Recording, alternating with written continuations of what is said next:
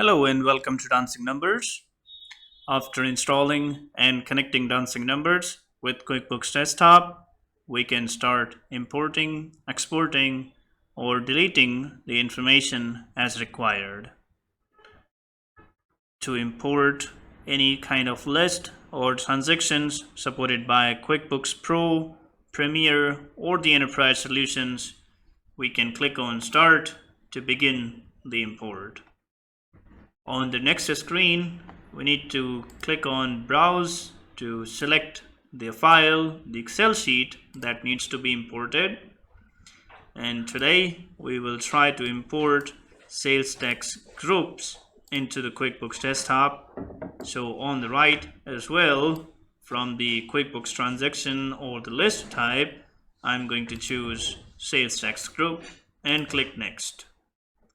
Click OK to the message, and it shows the information what's there in Excel, and we click Next.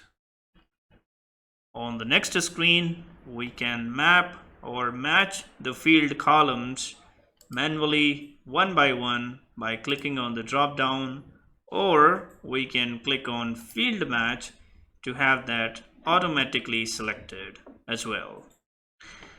Now if you would like to save this mapping, you can click on Save As, so that in future, if it's required, you can click on Load Map to use the same mapping as well, and click Next.